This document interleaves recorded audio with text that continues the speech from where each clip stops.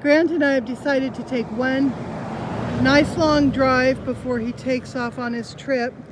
So we came up a side of the Scariest that we don't normally visit. This is south of where we live. What you're looking at is Pine Flat Reservoir, which is a very long, skinny reservoir up here in the foothills. And got an interesting rock bluff there. It would be fun to explore. Right down here we have what looks like some willow right there. And then that's buckeye, that yellowish green plant. And we've got a little oak here by the side of the road. We're on this road here. And we're heading to a place called Patterson Bluffs, which is a very frightening area for me to drive because it is, the road just kind of hangs off the side of the hill, and it's pretty dramatic. So when we get there, I'll show you some more. Okay, there's a little fork of the Kings River down there. Still running strong here towards the end of July. A lot of times you come through here in the summertime and there's no water or just a trickle. Now I'm going to show you this. Okay, you see that rock face center screen right below the sky? That's where we're heading. There is a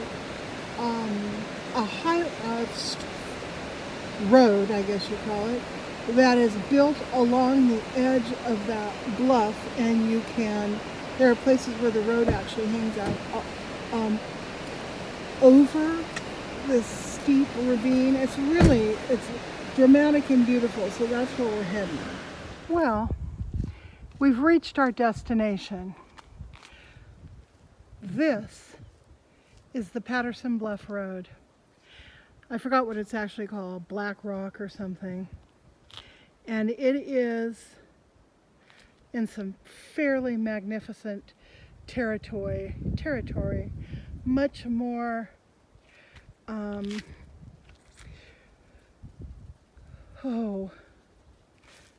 dramatic, much more dramatic than where we live. But I tell you, you would not want to be here during an earthquake. Look at that. All of that granite coming down on top of you. So I'm going to walk you over here. And I'm already nervous, sick to my stomach, the way I get when I come up here. It just is so, here's where the road's just kind of hanging off the side of the bluffs. And let's see, we have a date. This was put in 1968. We've got this little thing there. So you can see the road just kind of hangs off. And way down there in the distance is where your car is going to end up, all smashed along with you beyond recognition. Yeah. God, why did I ask Grant to come up here today? Just looking at it is making me ill. And you can really smell the petroleum too, coming off of these. Yeah, coming off of these creosoted, I guess, I don't know what they were, railroad ties. I just heard some rock falling. Oh man. Oh yeah, this does make me sick to my stomach. Oh well. I came, I saw, I got my emotional ass kicked. Okay, so we turned around at the scary part. We're heading back down to town, and Grant's like, wait, stop, look. And I backed up, and look what he found. An elderberry bush. Right by the side of the road. The elderberries are beautifully ripe. And I told him, you know what, if you pick enough of them, I'm going to make an elderberry syrup that you can take to the kids when you leave. So that's what he's doing. What a nice surprise.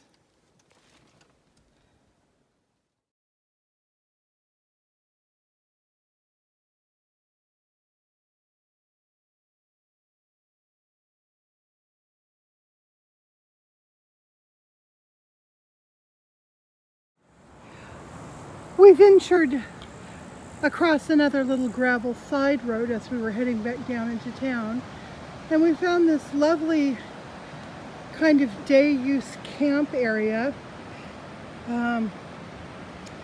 Like Grant said, this is probably a spot where rafters drop into the river. This river, the Kings River, is a very popular spot for whitewater rafting, as you can see. So I'm taking you down this sandy little beach here. Take a look at the water. It's just beautiful. So clear. The river is running very, very high. This is about, well, you can see it's just a few feet from its top out position. And get down here. I think it's time to dip my toes in. What do you guys think? You think I should? I think I should. Look at that. So beautiful.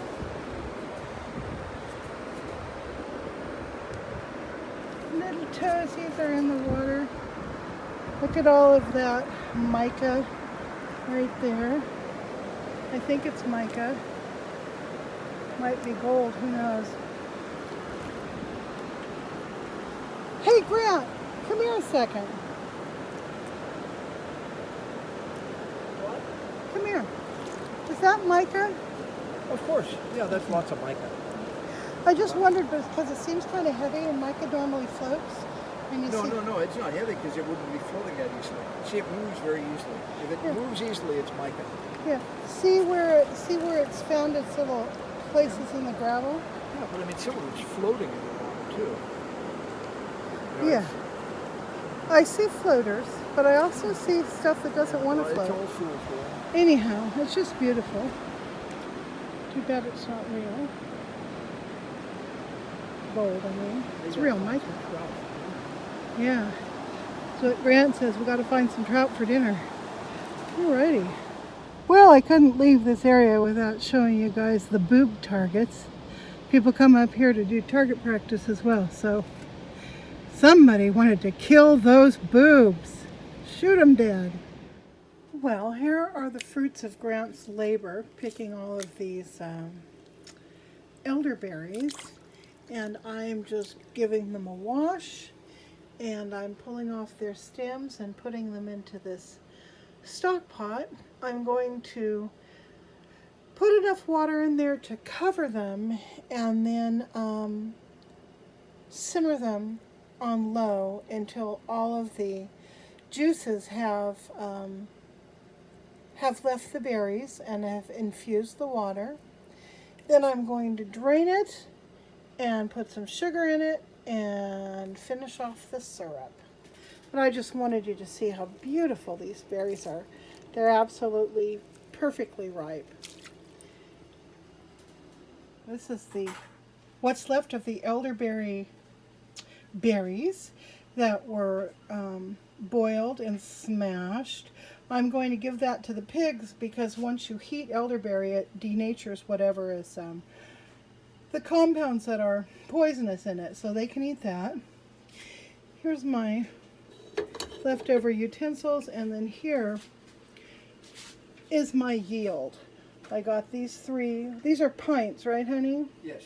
These 3 pint containers full, and then this little refrigerator container. Grant's going to go ahead and take the jars to his kids, and this one I'm going to take this, probably the whole thing, over to my neighbor because she saved my bacon by giving me some sugar. I was out of sugar. So I actually went to a neighbor's and asked for a cup of sugar. I actually asked for 2. so I'm going to share that with her. Anyhow, I just wanted you to see that I actually got the project done in time for Grant to take it when he leaves. I'm so excited that I did it. The car is finally packed.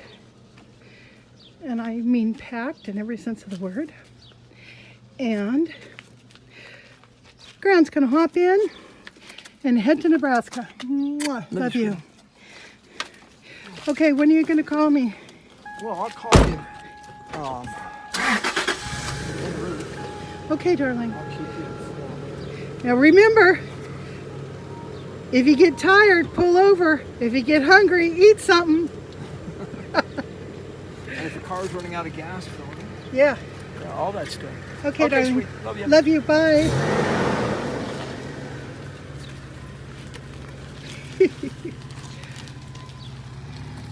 I hope he takes my advice and rests when he needs to. It always scares me. Okay. And here starts a month of me alone, just me and the pigs. Right, piggies? I say, that's right, just you and me. And of course, there's always Bolt.